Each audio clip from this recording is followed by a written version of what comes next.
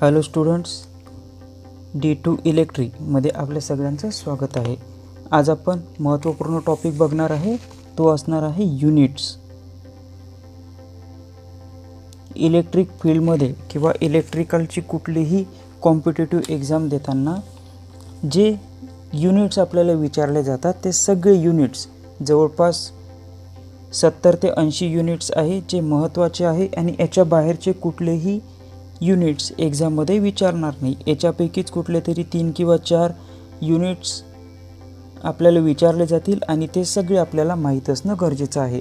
तर ते सगळ्या युनिट्सचा अभ्यास आपण आजच्या या क्लासमध्ये करणार आहे. बेसिकपासून तर सगळे महत्त्वाचे सगळे युनिट्स आपण या ठिकाणी अभ्यासणार आहे. तर आपण सुरुवात करूया रेजिस्टन्सपासून. जसा नंबर 1 आहे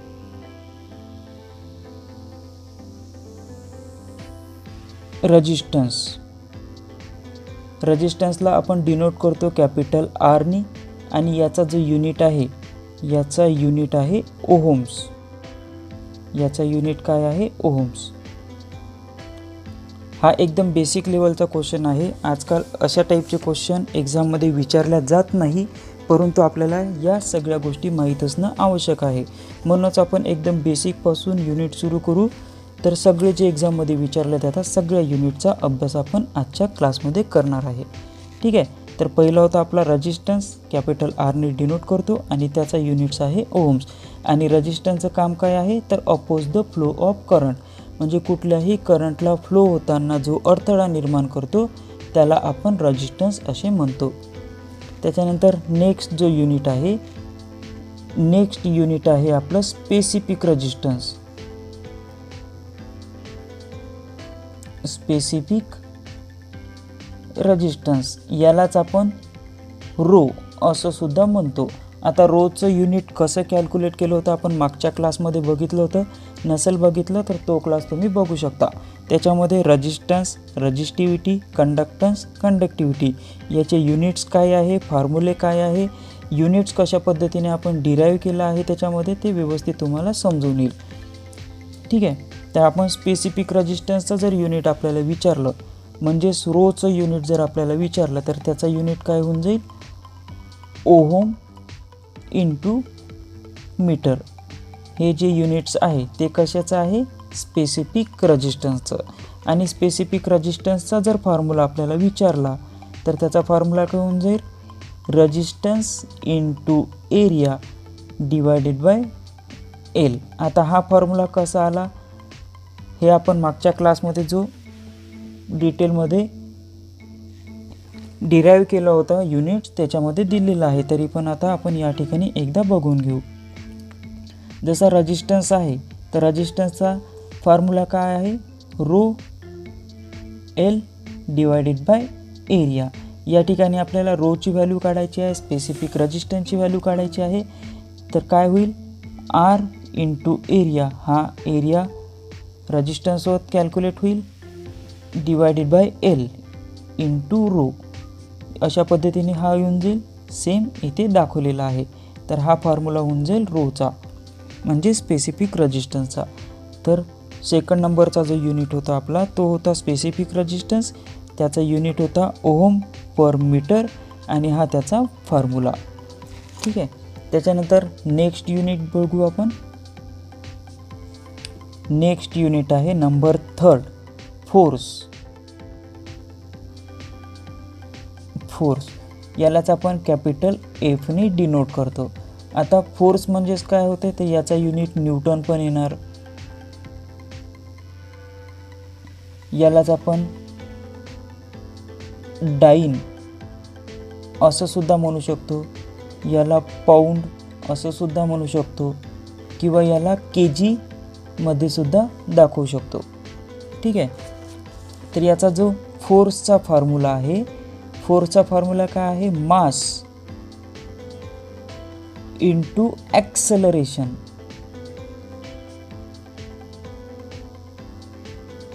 मास इंटू ॲक्सेलरेशन हा होऊन जाईल फोर्सचा फॉर्म्युला. ठीक आहे. आणि हे फोर्सचे युनिट हे सुद्धा आपल्याला माहीत असणं आवश्यक आहे. त्याचप्रमाणे मेकॅनिकल वर्कसुद्धा याच्यामध्ये येतं. तर मेकॅनिकल वर्कचं काय होऊन जाईल? Mechanical work. सगळ्यात आधी याचा फॉर्म्युला काय होऊन जाईल तर force into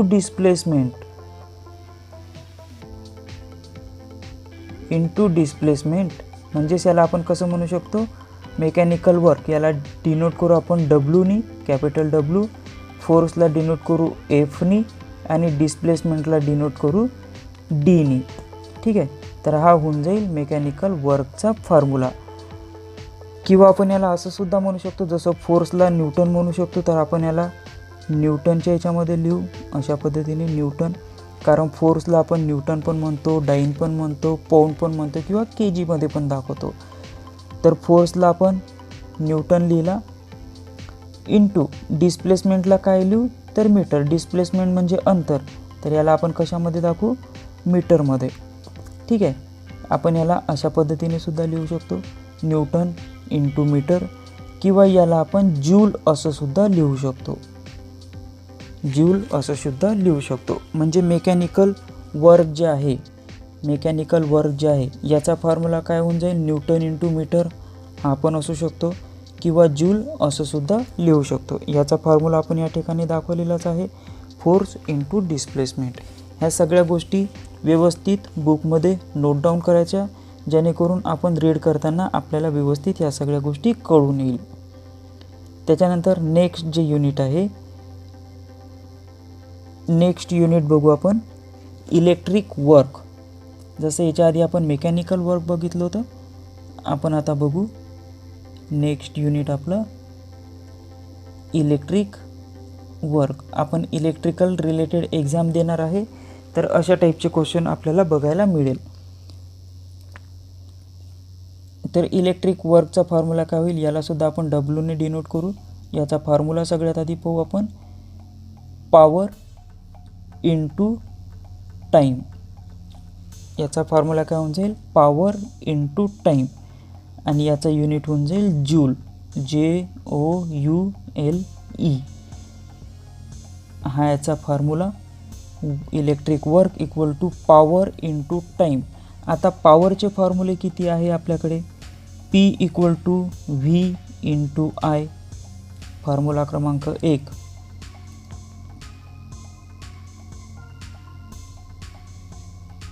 P equal to I² R, formula क्रमांक 2.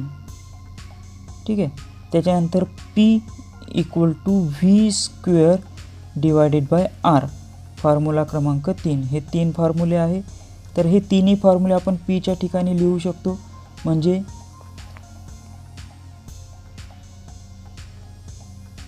अशा पद्धतीने इलेक्ट्रिक वर्क इक्वल टू पहिल्या Pचा फॉर्म्युला काय आहे V into I into T, आणि याचा युनिट काय होऊन जाईल जूल.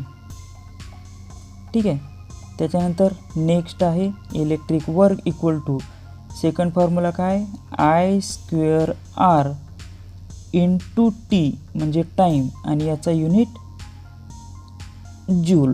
ठीक आहे, त्याच्यानंतर नेक्स्ट काय आहे electric work equal to V² divided by R into time, आणि याचा युनिट होऊन जाईल जूल. अशा पद्धतीने कॅल्क्युलेशनसुद्धा तुम्हाला विचारलं एक्झाममध्ये. कॅल्क्युलेशनमध्ये याच्यातल्या कुठल्याही 2 व्हॅल्यू दिलेल्या असेल किंवा तिन्हीही व्हॅल्यू दिलेल्या असेल तर आपण electric work easily find out करू शकतो. तर त्याच्यासाठी हा एक महत्त्वाचा मेन फॉर्म्युला आहे, हा लक्षात असणं आपल्याला आवश्यक आहे की electric work equal to power into time, आणि त्याचा फॉर्म्युला आहे जूल. तर पॉवरचे 3 फॉर्म्युले आपण या ठिकाणी लिहिले, हे तिन्ही फॉर्म्युले आपण इथे पुट करून कॅल्क्युलेशन इझिली सॉल्व करू शकतो. की 1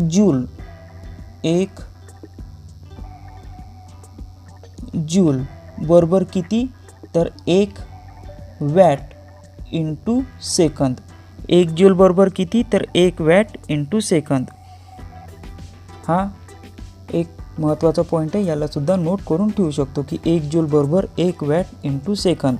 वर्क म्हणजेच जूल होते, वर्कचा फॉर्म्युला वर्कचा युनिट जूल होते, हे सुद्धा आपल्याला लक्षात ठेवायचं आहे.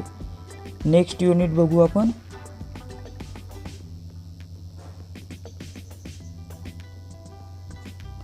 नेक्स्ट युनिट आहे आपला मेकॅनिकल पॉवर. याच्या आधी आपण मेकॅनिकल वर्क बघितला होता, आता आहे मेकॅनिकल पॉवर. मेकॅनिकल वर्कचा फॉर्म्युला काय होता, तर फोर्स इंटू डिस्प्लेसमेंट. आणि या ठिकाणी मेकॅनिकल पॉवर आहे,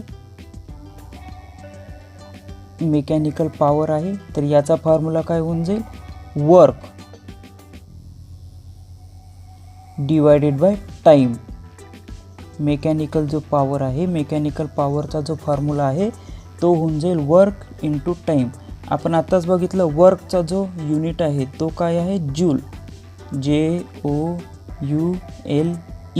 आणि टाईमचा जो युनिट आहे तो काय आहे, सेकंद. म्हणजे मेकॅनिकल पॉवर जर आपल्याला विचारलं, त्याचा फॉर्म्युला विचारला, तर फॉर्म्युला होऊन जाईल वर्क डिवायडेड बाय टाईम. आणि त्याचं जर आपल्याला युनिट विचारलं तर युनिट काय होऊन जाईल, जूल डिवायडेड बाय सेकंद. हे होऊन जाईल मेकॅनिकल पॉवरचं.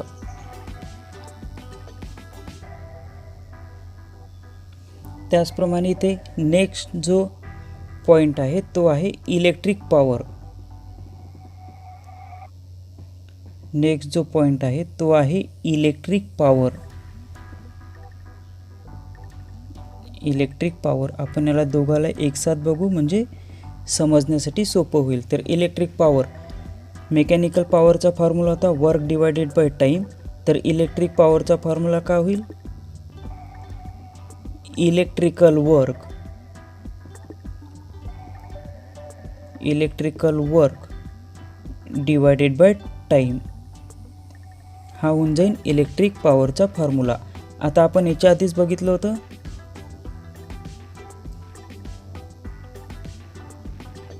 की इलेक्ट्रिक पॉवरचे तीन फॉर्म्युले होते.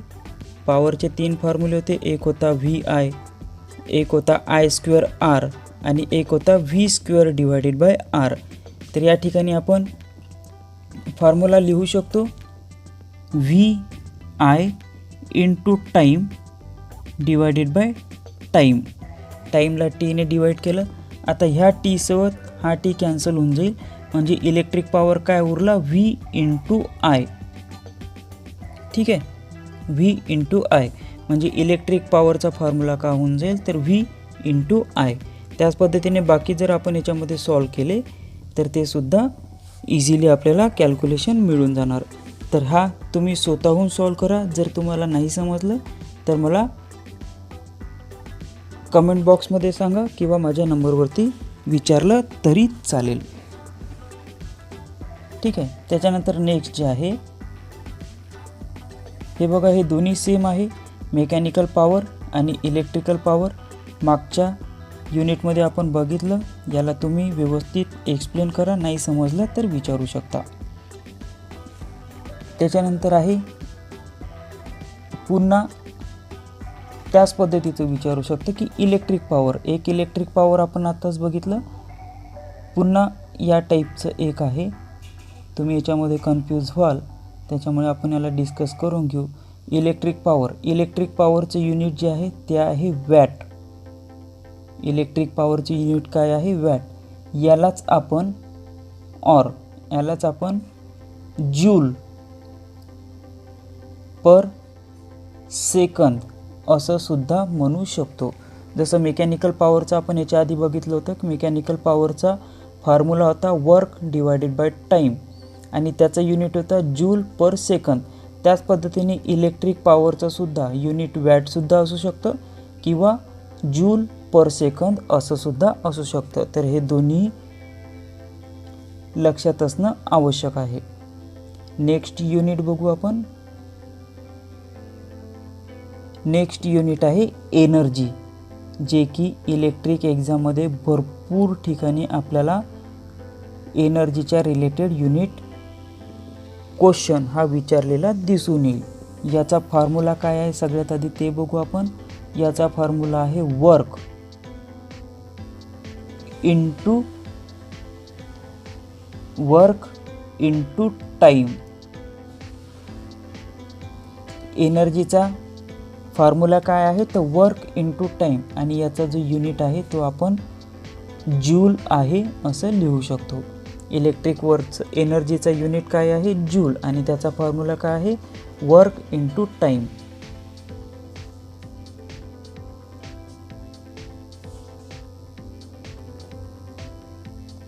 ठीक आहे. आता याला आपण व्यवस्थित लिहू थोडं, म्हणजे काय होता एनर्जी, कारण याच्यानंतर एक क्वेश्चन याच्याच रिलेटेड आहे, तर आपण त्याला सगळ्यात आधी मेन याला व्यवस्थित लिहून घेऊ. Work into time. ठीक आहे.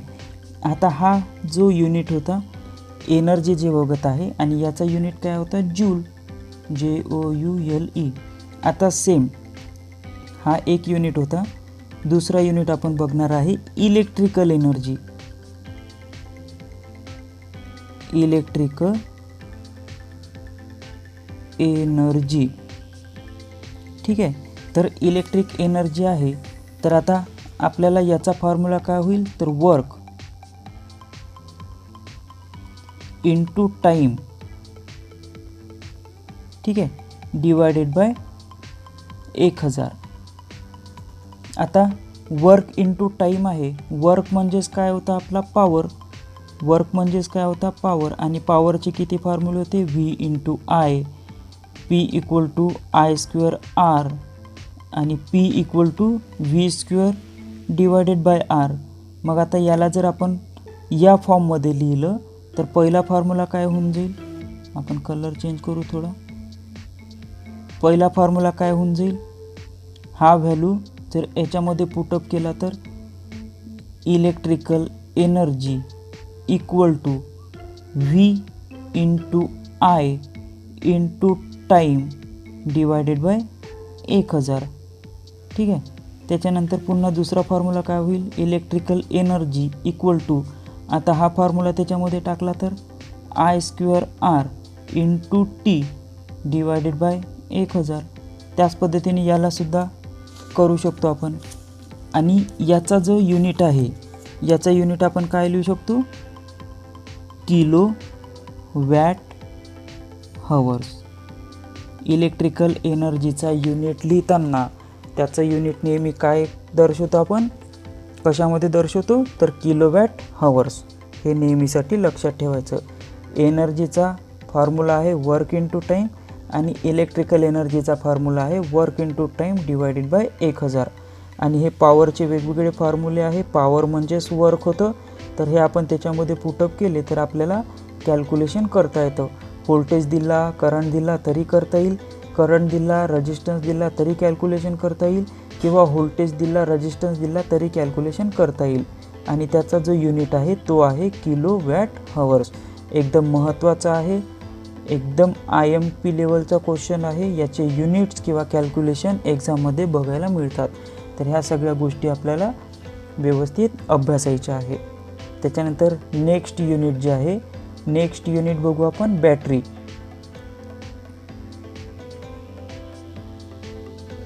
बॅटरी आपण थोडं स्पीडनी बघत आहे, कारण एक प्रकारचा आपला हा रिव्हिजन सेशन आहे.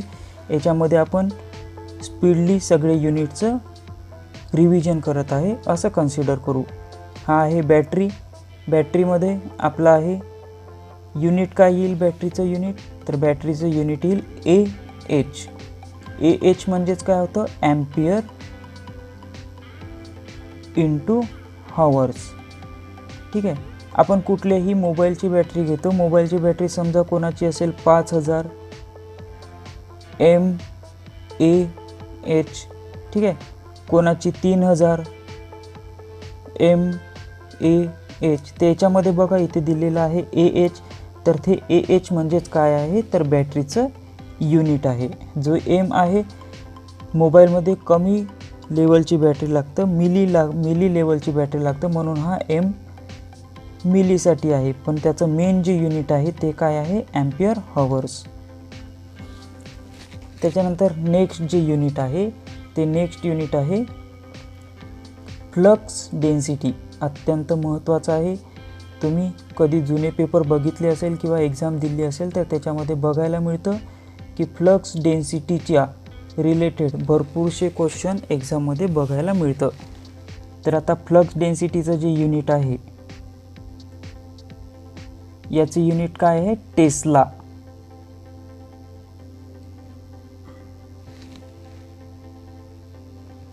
फ्लक्स डेन्सिटीचं युनिट काय आहे? टेस्ला. याला आपण कॅपिटल टी ने डिनोट करतो आणि हे जे युनिट आहे हे कशामध्ये आहे? SI मध्ये. जर CGS मध्ये विचारलं तर फ्लक्स डेन्सिटीचं युनिट काय होऊन जाईल CGS मध्ये?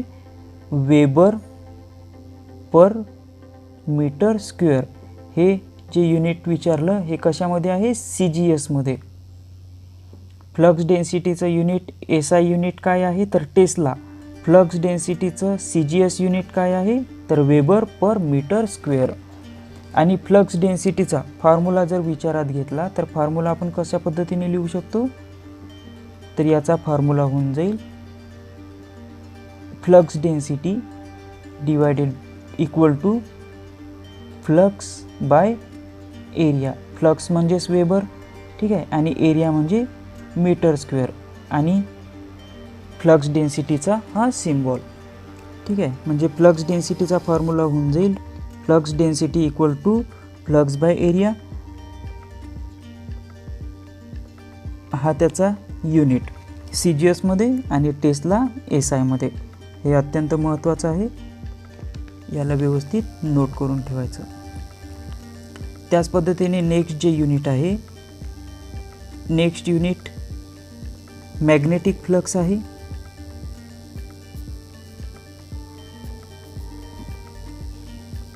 Magnetic flux. आता मॅग्नेटिक फ्लक्सचं याचं सुद्धा एक युनिट आहे SI युनिट,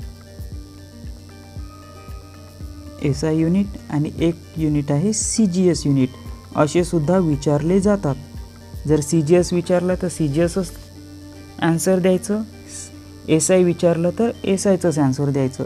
तर मॅग्नेटिक फ्लक्सचं SI युनिट काय आहे? तर वेबर. वेबर्स, याला आपण WB असं सुद्धा लिहितो. आणि CGS युनिट काय आहे? तर मॅक्सवेल. CGS युनिट काय आहे? मॅक्सवेल. मॅग्नेटिक फ्लक्सचं SI युनिट आहे वेबर्स, CGS युनिट आहे मॅक्सवेल. नेक्स्ट बघू.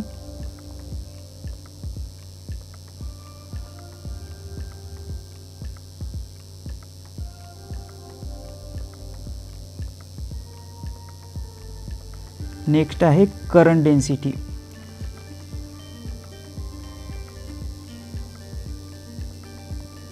करंट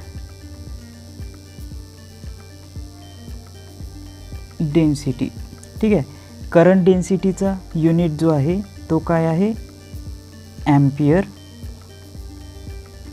पर मीटर स्क्वेअर, ठीक आहे.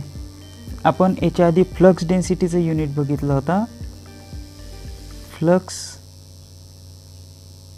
डेन्सिटीचा युनिट बघितला होता, तर तो काय होता? वेबर पर मीटर स्क्वेअर, ठीक आहे. करंट डेन्सिटीचा युनिट आहे ampere per metre square. Flux डेन्सिटीचा unit आहे वेबर पर मीटर स्क्वेअर. ह्या दोन्ही पॉईंटमध्ये कन्फ्यूज व्हायचं नाही, व्यवस्थित नोट करून ठेवायचं, ठीक आहे. आणि हा जो करंट डेन्सिटीचा युनिट आहे हा कशामध्ये आहे? SI मध्ये. फ्लक्स डेन्सिटीचा जो हा युनिट आहे, हा CGS मध्ये आहे, CGS, आणि हा सुद्धा CGS मध्ये आहे.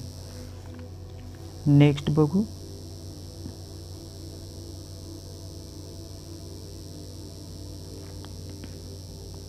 नेक्स्ट युनिट आहे, एकदम सिंपल आहे, सगळ्यांना माहीत असणं आवश्यक आहे.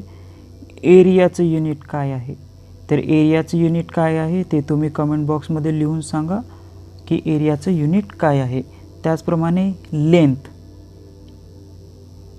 लेंथचं युनिट काय आहे ते सुद्धा कमेंट बॉक्समध्ये तुम्ही लिहून सांगा. एकदम सोपी आहे आणि हे माहिती असणं आपल्याला आवश्यक आहे,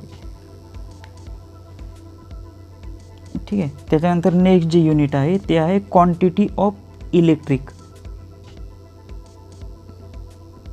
क्वांटिटी ऑफ इलेक्ट्रिक, याचं युनिट काय आहे तर कोलॉम्स, किंवा एम्पियर पर सेकंद. ठीक आहे, क्वांटिटी ऑफ इलेक्ट्रिक याचं युनिट काय आहे कोलॉम्स किंवा एम्पियर पर सेकंद. त्याचप्रमाणे इलेक्ट्रिक चार्ज आहे, इलेक्ट्रिक चार्जचं सुद्धा युनिट काय आहे कोलॉम्स किंवा एम्पियर इंटू सेकंद.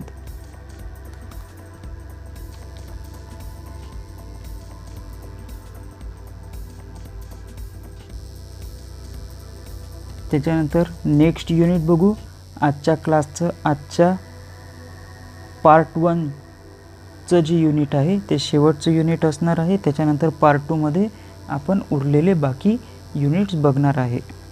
ठीक आहे, तर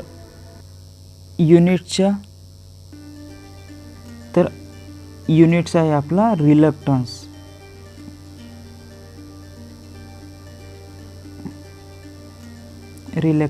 यालाच आपण कॅपिटल एसनी डिनोट करतो. तर याचा जो फॉर्म्युला आहे हा फॉर्म्युला काय होऊन जाईल ampere turn divided by weber. ठीक आहे, हा याचा युनिट आहे. आता याला व्यवस्थित समजून घ्यायचं आहे कारण हे बरेचदा एक्झाममध्ये विचारले जातात. हा याचा युनिट आहे.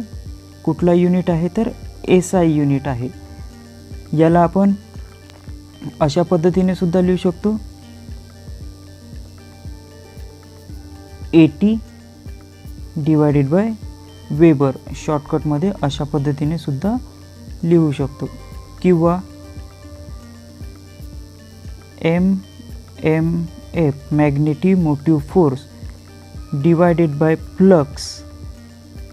याचाच अर्थ काय होतं ampere turn divided by Weber's. किंवा पुन्हा आपण लिहू शकतो याला हा S म्हणजेच रिलॅक्टन्स होतो, हा S म्हणजे रिलॅक्टन्स होतो. S म्हणजे रिलॅक्टन्स इक्वल टू 1/हेनरी. हा सुद्धा लिहू शकतो. म्हणजे रिलॅक्टन्सचे 3 पद्धतीचे फॉर्म्युले आहे. 3 पद्धतीने विचारले जाऊ शकतात. 3 पद्धतीचे ऑप्शन कुठलंही आन्सर म्हणून आपल्याला तिथे क्वेश्चनमध्ये दिसू शकतं. तर म्हणून हे तिन्ही ऑप्शन व्यवस्थित लक्षात घ्यायचे. या 3 पद्धतीने रिलॅक्टन्स आपल्याला आन्सर म्हणून मिळू शकतं. पहिला आहे एम्पियर टर्न पर वेबर, दुसरा आहे MMF डिवाइडेड बाय फ्लक्स आणि तिसरा आहे 1/हेनरी. याच्यापैकी कुठलंही आपल्याला आन्सर क्वेश्चनमध्ये दिसू शकतं. सो फ्रेंड्स, आजच्यासाठी एवढंच. याच्यानंतरचे जा युनिट्सचा पार्ट 2 राहील. त्याच्यामध्ये बाकीचे जे युनिट्स आहे महत्त्वाचे युनिट्स आहे आणि हे सगळे युनिट्स आपल्यासाठी क्वेश्चनच्या किंवा एक्झामच्या दृष्टिकोनातून माहिती असणं आवश्यक आहे.